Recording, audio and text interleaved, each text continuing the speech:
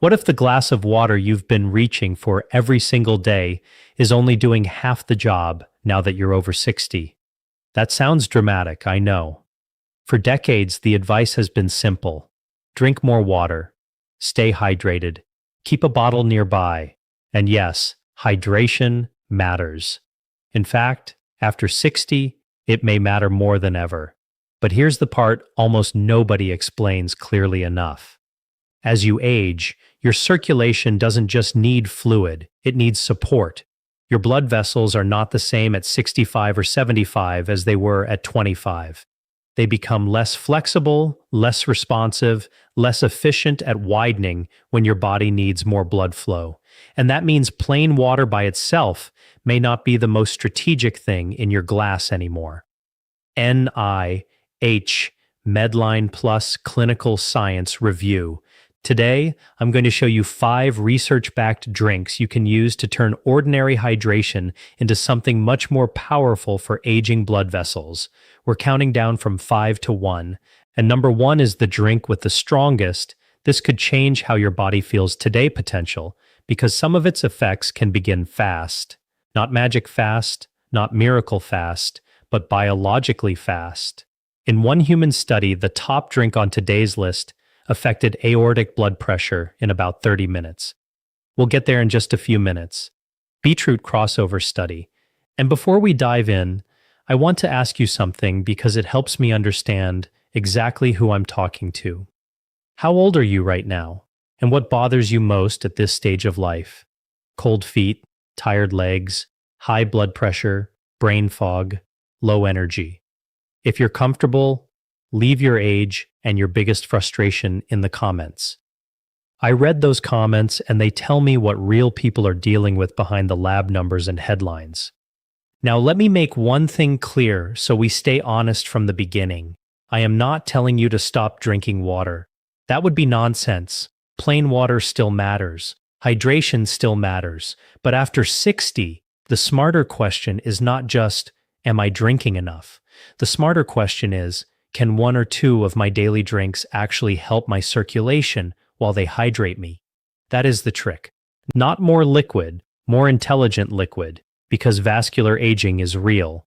The lining of your blood vessels, what scientists call the endothelium, becomes less effective over time. Nitric oxide signaling drops. Oxidative stress rises. Arteries get stiffer. Think of it like a garden hose that still works, but it's not as elastic as it used to be. Water can flow through it, yes, but if the hose can't relax properly, the pressure changes, the flow changes, and the entire system works harder than it should. And there's another layer most people miss. As we age, many of us become less sensitive to thirst. That means some older adults are not only drinking suboptimally, they're also missing the body's own early warning signs. So, if you've ever reached the afternoon and realized you felt heavy, tired, dry, sluggish, or strangely foggy, sometimes it's not just age. Sometimes it's a circulation and hydration problem happening at the same time. That is exactly why today's list matters. These are not miracle cures. They are not replacements for medical treatment. And they are definitely not an excuse to ignore serious symptoms like chest pain, severe shortness of breath, sudden swelling, or signs of stroke. But they are practical, evidence-backed ways to make your hydration routine do more work for you. So, let's start the countdown. Number 5, pomegranate water. This one surprises people because pomegranate often gets talked about like a luxury juice, not a circulation tool. But from a vascular perspective, it deserves much more respect than it usually gets. Pomegranate is rich in polyphenols, especially compounds that help fight oxidative stress. And if you're over 60, oxidative stress matters because it directly interferes with nitric oxide, the molecule that helps blood vessels relax and widen. When nitric oxide gets neutralized too quickly, blood vessels lose some of their ability to respond smoothly. That can translate into more resistance, more strain, and a circulation system that feels older than it needs to. Clinical Science Review. In a small pilot clinical trial involving hypertensive men, pomegranate juice led to significant reductions in both systolic and diastolic blood pressure after consumption. The endothelial markers in that study did not move enough to reach statistical significance, and the trial had limitations, including a small sample and no control group.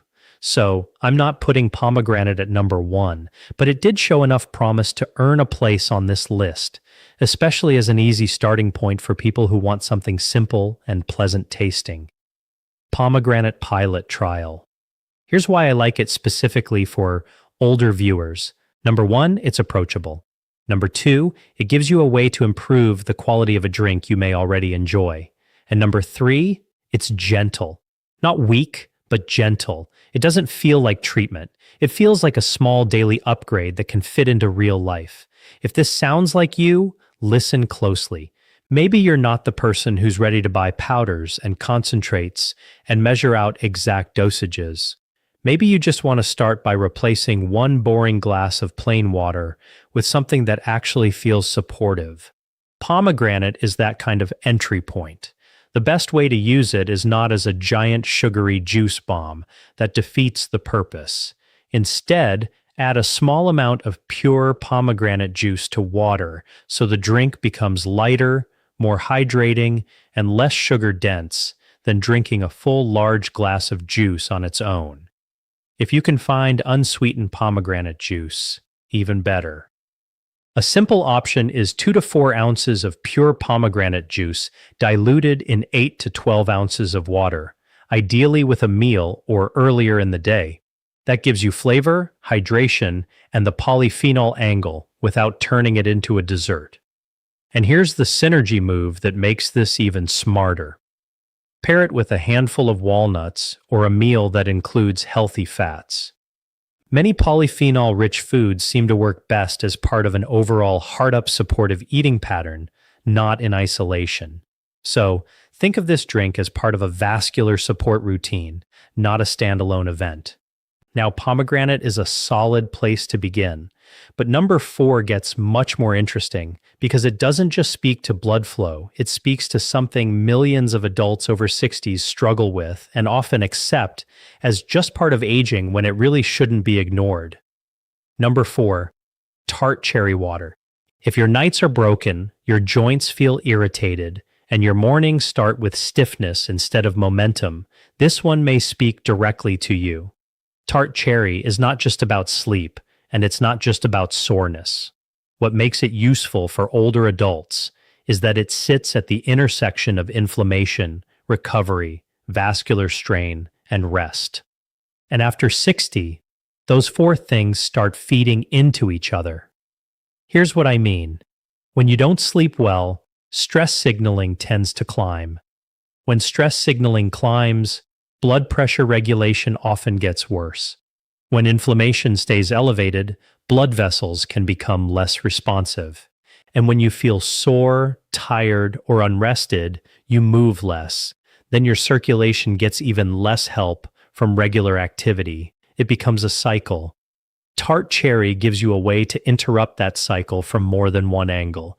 A 12-week randomized controlled trial in adults aged 65 to 80 found that tart cherry juice lowered C-reactive protein, an inflammatory marker, and favorably affected oxidative stress-related measures.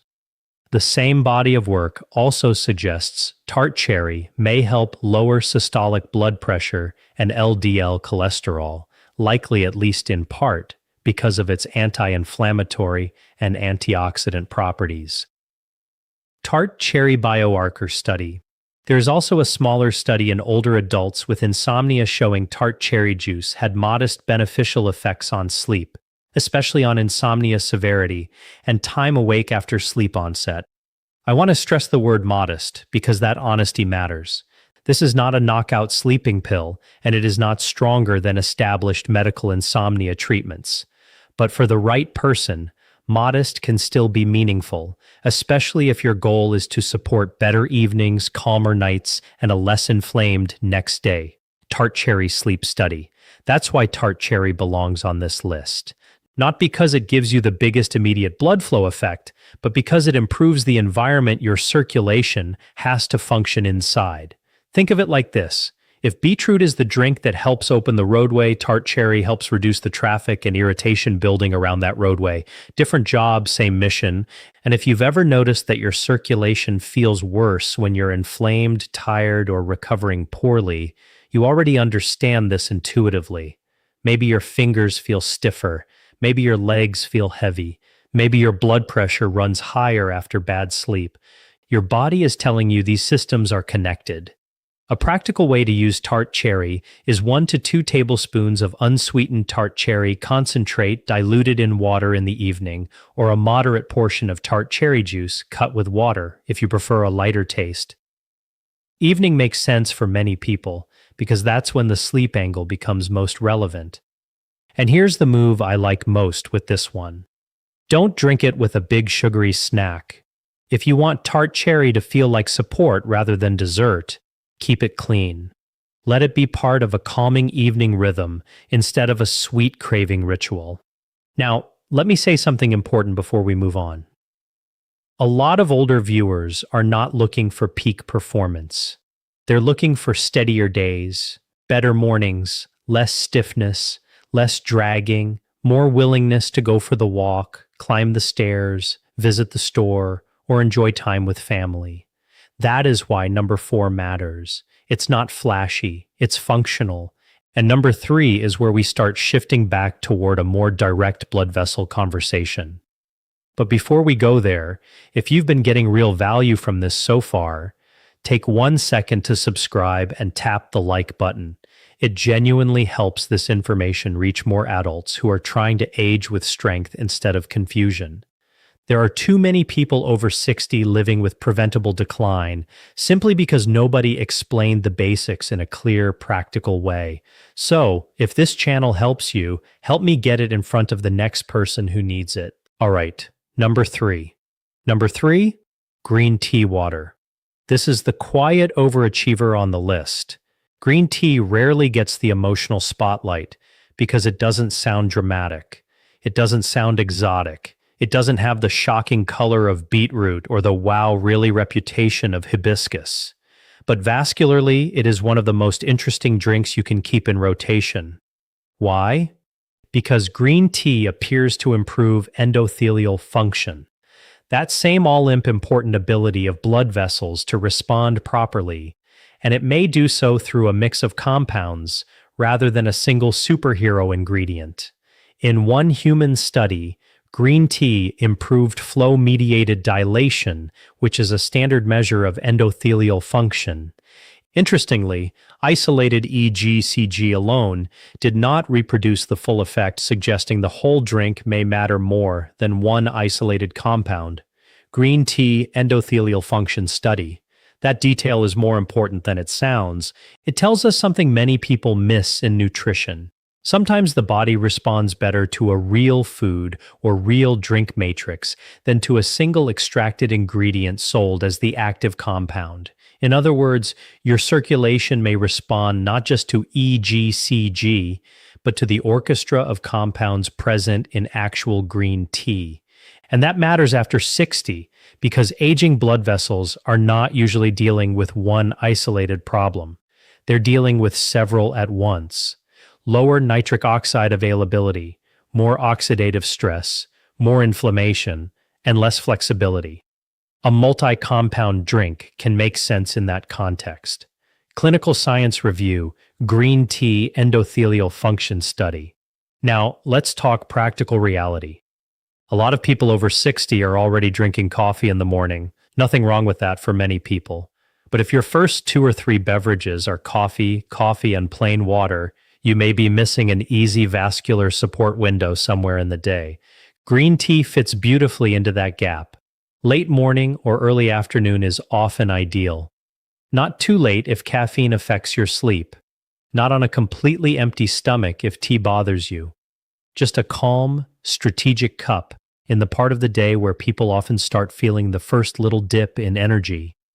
And here's where the channel style matters, because this is the type of explanation your audience responds to. Think of green tea like a daily tune-up rather than a rescue drink. Beetroot is the one you use when you want a more noticeable, nitrate-driven push. Green tea is the one you use because small improvements done consistently can change how the whole system behaves over time. If you're someone who says, I don't have dramatic symptoms, I just feel older in my body than I used to, green tea is especially worth considering. There's also an identity payoff here. People who age well usually don't rely on one miracle fix. They stack quiet advantages. They give the body repeated signals of support. They build better baseline function. Green tea fits that philosophy perfectly. Preparation matters more than people realize. If you scorch green tea with boiling water and let it turn aggressively bitter, many people won't stick with it. Use hot, not violently boiling water. Steep it a few minutes. Keep it pleasant enough that it becomes repeatable. Because the best healthy drink is not the one with the most impressive study title. It's the one you will actually keep using. If you want to make it even smarter, squeeze in a little lemon. It brightens the taste, and many people find that makes green tea easier to drink consistently. Consistency is underrated in health. Boring may be powerful. Absolutely. Now, green tea is steady. Green tea is elegant. Green tea is the kind of thing your blood vessels quietly thank you for. But number 2 is much more dramatic. Number 2 is the one that makes people say, how did I not know this already? Number 2, hibiscus water. This deep red tea may be one of the most underappreciated blood pressure drinks sitting in plain sight. And honestly, I think one reason people underestimate it is because it looks too simple. It's a flower. It's tea. It doesn't come with the aura of a prescription bottle or an expensive wellness product. So people assume it's gentle in the weak sense of the word. It isn't weak. It's gentle in the elegant sense of the word. Clinical research has repeatedly found hibiscus can help lower blood pressure. In one randomized control trial involving people with stage 1 hypertension, drinking hibiscus tea twice daily alongside lifestyle modification led to significantly greater reductions in systolic and diastolic blood pressure than lifestyle modification alone. Hibiscus, RCT, and another well-known clinical trial, reported through USDA and TUS, found that adults drinking 3 cups of hibiscus tea daily for 6 weeks had greater systolic blood pressure reductions than those drinking a placebo beverage. In the subgroup with higher starting systolic pressure, the reductions were even more striking. USDA/TUS report.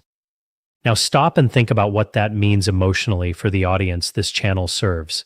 There are millions of adults over 60 walking around feeling their pulse in their temples, watching home blood pressure numbers too closely, wondering whether every stressful week is pushing them further in the wrong direction. Many of them are not asking for perfection. They are asking for leverage, something simple they can do consistently that doesn't make them feel powerless. That is where hibiscus shines. It gives the viewer a feeling of participation in their own care. A cup, a routine, a visible color, a daily act that feels intentional. And yes, that emotional component matters, because health routines work better when people can feel themselves doing something meaningful. What I also like about hibiscus is that it makes a very clear on-screen teaching moment. You can explain that healthy blood flow is not only about getting blood moving fast, it's about helping blood vessels relax when they should. That distinction matters because many viewers think blood flow only means energy or warmth in the legs, but vascular function is also about resistance, elasticity, and how hard the heart has to work to move blood through the system. That's why lowering blood pressure and supporting blood vessel function belong in the same conversation. A practical way to use hibiscus is 1 or 2 cups a day, unsweetened if possible. If the tartness is too much, you can dilute it or add a little cinnamon or a small amount of a non-sugar sweetener you tolerate well. What I would avoid is turning it into a sugary punch, because then you create a different problem. And here's the really important caution with hibiscus, and this is where your channel's credibility can separate itself from weaker channels. If someone is already on blood pressure medication, hibiscus is one of the drinks on this list that deserves a real conversation with a clinician. Not because it's dangerous in a sensational sense, but because anything that genuinely influences blood pressure belongs in the context of the full medication picture. That warning does not weaken the script. It strengthens it because it tells the viewer, I'm not here to hype you. I'm here to guide you responsibly. And responsible guidance is exactly what builds trust with older audiences. Now, if hibiscus is the drink that makes many people say, why didn't anyone tell me this? Number one is the drink that makes people say, wait, this can start working that quickly. Here we go. Number one, beetroot water. If there is one drink on this list that best matches the title of this video, this is it, beetroot. Not because it is trendy, not because it is magical, but because it plugs directly into one of the most important circulation pathways in the aging body, nitric oxide. Let me explain this in the clearest way possible. Beets are rich in dietary nitrate. When you consume nitrate from foods like beetroot, your body can convert it through a nitrite, nitric oxide pathway. That nitric oxide helps blood vessels relax and widen. And when blood vessels relax and widen, blood can move more efficiently, pressure can ease, and tissues can receive oxygen more effectively. Clinical Science Review, Beetroot Crossover Study. Why does this matter so much after 60? Because one of the major features of vascular aging is reduced nitric oxide bioavailability. In simple language, the signal that tells your blood vessels to loosen up gets weaker with age. Oxidative stress increases, the endothelium works less efficiently, and the whole system can become more rigid than it used to be. That is part of why some older adults notice higher blood pressure, less exercise tolerance, colder hands and feet, heavier legs, or just that hard-to-describe sense that their circulation is not what it was. Clinical Science Review. Now, here's why beetroot earns the #1 spot. In one placebo-controlled crossover study, a single dose of nitrate-rich beetroot juice lowered aortic systolic blood pressure within about 30 minutes. Not brachial blood pressure in a dramatic all-day way. Not a lifetime transformation from one sip, but a measurable short-term vascular effect in the part of the circulation that really matters.